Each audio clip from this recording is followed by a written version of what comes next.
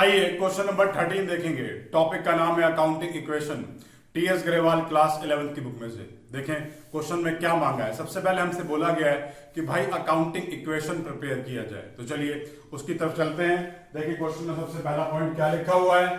सबसे पहला लिखा है started business with cash 50,000 and goods 30,000। इसका मतलब क्या हुआ? इसका मतलब हुआ कि बिजनेसमैन ने कुछ तो कैश दिया है और कुछ हमें गुड्स दे दिए हैं। तो सबसे पहले ये बात समझनी जरूरी है कि बिजनेस और बिजनेसमैन दोनों अलग अलग लोग हैं। हम लोग जो अकाउंट सीख रहे हैं उसका पर्पस ये है कि कल को हम चल के बिजनेस के अकाउंट्स को मेंटेन करेंगे, ना कि बिजनेसमैन। ये बात हमें बिल्कुल क्लियर होनी चाहिए। अब क्योंकि हम लोग बिजनेस का अकाउंट मेंटेन करेंगे तो हर चीज बिजनेस के हिसाब से ही सोचेंगे। जब बिजनेस के हिसाब से सोचेंगे तो ऑब्वियस ही बात है, बिजनेसमैन की पोजीशन क्या है? आउटसाइडर है, जिसने हमें कुछ पैसा, कुछ गुड्स, कुछ कैश हमें दे रखा है, जिसे हम कैपिटल बोल रहे हैं। तो जो जो चीज उसने हमें दी उसका हमने हेड बना लिया। एसेट साइड में एक हेड क्रिएट करा, कैश और दूसरा स्टॉक। तो कैश में जितना वो कैश लेके आया था 50,000 रुपए, उतना मैंने कैश में प्लस कर लिया, और जितना स्टॉक में उसने हमें दिया, मतलब गुड्स दिए, उतने के वैल्यू को मैंने स्टॉक में प्लस कर लिया। दोनों मिलाकर के वो टोटल पैसा हो गया जो उसने हमें एज कैपिटल दे दिया है। वैल्यू कितनी हो जाएगी? वैल्यू हो जाएगी जी 80,000, 80,000 रुपए। अब क्योंकि इस ट्रांजेक्शन का टोटल कर लेते हैं तो इसे नीचे चले आते हैं। ये वैल्यू कैश की हो गई 50,000, ये वैल्यू स्टॉक वाली हो गई 30,000, और ये यहां पर वैल्यू कैपिटल की हो गई 80,000। चलिए आगे चलते हैं। क्वेश्चन में देखिए क्या लिखा है। क्वेश्चन में हमें दे रखा है कि गुड्स हमने परचेज कर लिए कैश में परचेज करा 30,000 का, और उधार में परचेज करा 20,000 का। अब क्योंकि कैश में हमने परचेज करा 30,000 का, तो उससे फर्क क्या पड़ रहा है? उससे फर्क ये पड़ रहा है जो हमारा जो स्टॉक था वो बढ़ गया, और कैश क्या हो गया? कैश कम हो गया। तो स्टॉक को बढ़ा लेते हैं। स्टॉक को कितने से बढ़ाएंगे? स्टॉक को बढ़ाएंगे 30,000 रुपए से।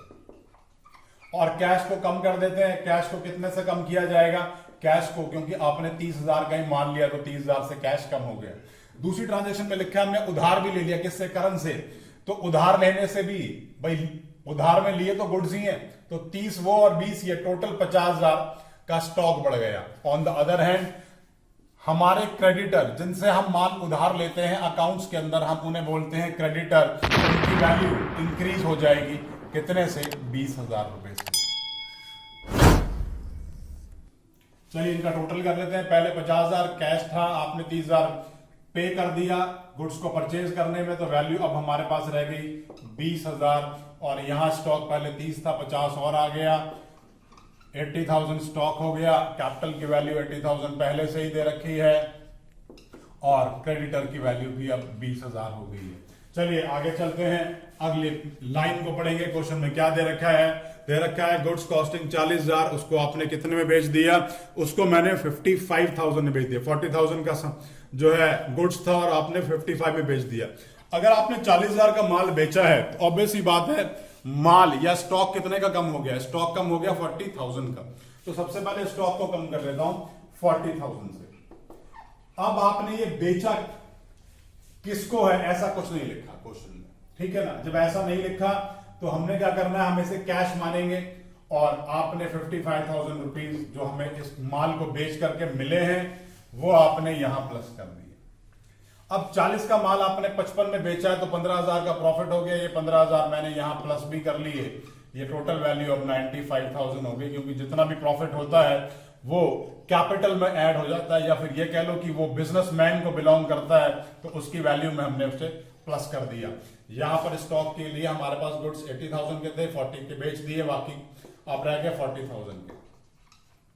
20,000 कैश पहले से था, 55,000 का आपने जो है और उस माल को बेच करके रिसीव कर लिया, टोटल वैल्यू हो गई 75,000। चलिए आगे की तरफ चलते हैं, और यहां पर एक बात और भी समझेंगे कि हम लोग टॉपिक क्या पढ़ रहे हैं। हम लोग टॉपिक पढ़ रहे हैं अकाउंटिंग इक्वेशन, और अकाउंटिंग इक्वेशन की एक खासियत है कि हर पॉइंट के बाद उसका टोटल जो है हर हाल में बराबर होगा। 75 + 40 दिस इज 115, 1,15,000। ऐसे यहां भी जोड़ूंगा तो यहां भी वैल्यू आ गई मेरी 1,15,000। तो इसका मतलब क्या है? आप इसे किसी भी पॉइंट पर, किसी भी ट्रांजेक्शन के बाद इसको अगर टैली करोगे तो ये इक्वेशन मैच करेगी। अगर ये कहीं आपसे मैच नहीं हो रही है तो इसका मतलब है कि कहीं ना कहीं आपने कोई ना कोई मैथमेटिकल मिस्टेक कर दी है। आपको क्वेश्चन एक बार दोबारा से जो है चेक करना पड़ेगा। और यहां पर एक बात और भी बता देता हूं कि अब तक अगर आपने मेरे नोट्स नहीं लिए हैं, जो कि मैंने डिस्क्रिप्शन बॉक्स में लिंक में डाल रखे हैं, या इस टॉपिक के ऊपर जो वीडियो लेक्चर बना रखा है वो नहीं देखा है, तो प्लीज उन्हें देखिए। उनको देखने से ऑटोमेटिकली ये चैप्टर आपको 100% आ जाएगा। आइए स्टार्ट करते हैं आगे। Withdraw cash for personal use. हमने पर्सनल यूज के लिए जो है कैश विड्रॉ कर दिया। अगर हमने पर्सनल यूज के लिए कैश विड्रॉ किया है तो उसका फर्क या उसका फायदा क्या होगा? भाई एक तो हमारे पास कैश कम हो गया क्योंकि बिजनेसमैन ने निकाला है, हम नहीं है। ये बिजनेसमैन के रिस्पेक्ट में बात की जा रही है। Withdraw cash for personal use मतलब बिजनेसमैन अपने घर के इस्तेमाल के लिए कुछ पैसे निकाल करके ले गया, तो जो पैसे लेके आया था तो हमने उसकी कैपिटल बढ़ा दी थी। आज जो पैसे लेके जाएगा तो हम उसकी कैपिटल को रिड्यूस कर देंगे, कैपिटल को कम कर देंगे। अब पैसे लेके जा रहा है तो भाई पैसे भी तो कम करने पड़ेंगे। तो चलिए इसका इफेक्ट दो जगह आएगा, दोनों जगह रिकॉर्ड करके दिखाता हूं। कैश की वैल्यू को मैंने कम कर दिया है। दूसरा कैपिटल की बात कर रहे हैं तो कैपिटल की वैल्यू भी मैंने कम कर देनी, क्योंकि उसकी कैपिटल भी कम हो जाएगी जब वो पैसा अपने घर के इस्तेमाल के लिए लेके जाएगा। तो यहां रह गया 85,000, यहां आ गया 20,000। अब यहां देखेंगे 65,000, क्योंकि 75,000 था, 10,000 ले गया, 65 रह गया। प्लस में स्टॉक की वैल्यू 40,000। अब यहां पर एक बार दोबारा से आपको टैली करके दिखाता हूं। 65,000 प्लस 40,000 1,05,000, 85,000 प्लस 20,000 1,05,000। तो फाइनली हुआ क्या? दोनों साइड 1,05,000 1,05,000 आ रही है। इसका मतलब ये ट्रांजैक्शन जो हमने डाली है इसका इफेक्ट बिल्कुल सही जा रहा है, कोई दिक्कत नहीं है। आगे चलते हैं, अगली ट्रांजैक्शन को रीड करेंगे और समझेंगे उसका क्या होना है। Next is rent outstanding 2,000। Rent जो है आपका आउटस्टैंडिंग है। रेंट कितना आउटस्टैंडिंग है? रेंट हमारा 2,000 रुपए आउटस्टैंडिंग है। अब ये रेंट आउटस्टैंडिंग का मतलब क्या हुआ? रेंट आउटस्टैंडिंग का मतलब हुआ वो खर्चा, वो रेंट के नाम का वो खर्चा जो अभी तक आपने दिया नहीं है।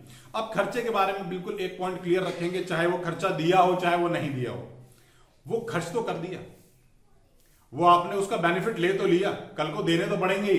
तो कोई भी खर्चा हुआ, चाहे वो कैसा भी किसी भी नाम का खर्चा है, चाहे आपने दिया है चाहे नहीं दिया है, उसके बावजूद भी वो हर हाल में कैपिटल में से कम हो जाएगा। तो कैपिटल में से मैंने 2,000 रुपए कम कर दिए, वैल्यू आ गई 83,000। अब यहां पे ये खर्चा दिया तो है नहीं, अगर ये खर्चा दे दिया होता तो मैं इसे कैश में से कम कर देता, लेकिन ये दिया नहीं। अब नहीं दिया तो मतलब भाई ये देना है, ये हमारी लायबिलिटी हो गई। तो हमने यहां एक हेड बना लिया आउटस्टैंडिंग रेंट के नाम से, और उस रेंट के हेडिंग में मैंने ये 2,000 रुपए प्लस कर दिए। तो 2,000 रुपए मेरे यहाँ लायबिलिटी साइड में और प्लस हो गए। यहाँ पर 20,000 की वैल्यू मैंने एज इट इज ऊपर से कॉपी कर ली। चलिए यहाँ भी देख लेते हैं, यहाँ पर कोई चेंज ही नहीं है, तो एज इट इज ये वैल्यूज मैं ऊपर से यहाँ कॉपी कर लेता हूँ। चलिए एक बार दोबारा से इनका टोटल चेक कर लेते हैं। 65 प्लस 40 1,15,000, इन सबको भी जोड़ूंगा तो 1,15,000। इसका मतलब क्या हुआ कि ये अकाउंटिंग की वो इक्वेशन है जो दोनों साइड से बैलेंस्ड है, दोनों साइड से बराबर है, मतलब इसमें कहीं कोई मिस्टेक नहीं आ रही है। अच्छा एक बात सब लोग और भी समझेंगे भाई, कि अगर इस टॉपिक के ऊपर कहीं भी आपको कोई भी डाउट आ रहा है, ठीक है ना, तो आप मुझे नीचे कमेंट बॉक्स में कमेंट कर सकते हैं। और सबसे पहले तो मैं आपको ये ही बोलूंगा कि भाई प्लीज डिस्क्रिप्शन बॉक्स में जाइए, वहां मैंने लिंक दिया अपने लेक्चर का, उसको सुनिए, और उसको सुन के जो नोट्स मैंने आपको वहीं पर दिए हुए हैं उनको देखिए, उनको समझिए, और उसमें जो प्रैक्टिस क्वेश्चन है उनको कीजिए। अगर आपने एक बार वो प्रैक्टिस क्वेश्चन अपने हाथ से कर लिए तो किसी भी बुक, चाहे वो टीएस ग्रेवाल हो चाहे वो डीके गोयल हो, ठीक है ना, कोई भी क्वेश्चन आपके सामने कुछ भी नहीं स्टैंड करेगा, वो आपको बड़े आसानी से समझ में आ जाएगा। वहां मैंने क्वेश्चन इसी तरीके से बनाए हैं, उसका बेनिफिट लीजिए।